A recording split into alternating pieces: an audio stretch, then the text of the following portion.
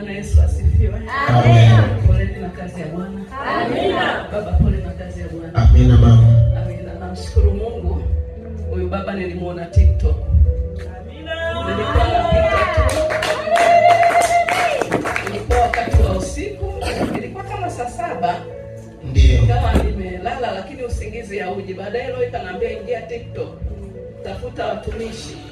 Basi nikiwa natafuta watumishi na tafuta baadaye leo inaniambia kusimama hapa na nilikuwa sijamfollow wala simjui. Baadaye nikasimama pale. Baadaye nikamfollow.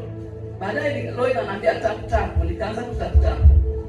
Baadaye akawa amenipandisha, akaongea na mimi. Asubuhi tena nikamwambia baba, naomba unipe namba. Akanipa namba, nikaongea naye. Nilipoongea naye nikamwambia baba, lazima nije huko.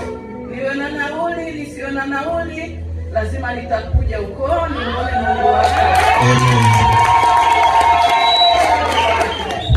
Karibu sana. Nakushukuru kwa kutupokea. Amen. Mungu azidi kukuinua. Amen. Nimetokea Mbeya na kambe ya Isese. Amen.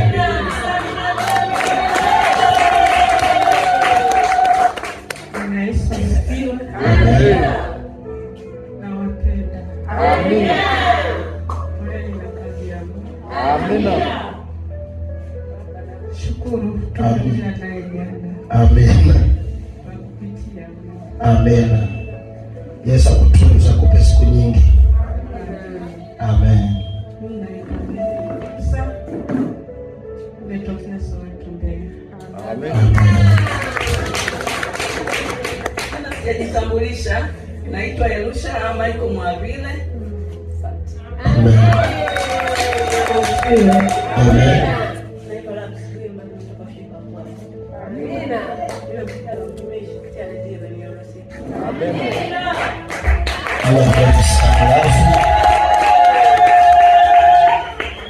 Tusema katika jina la Yesu.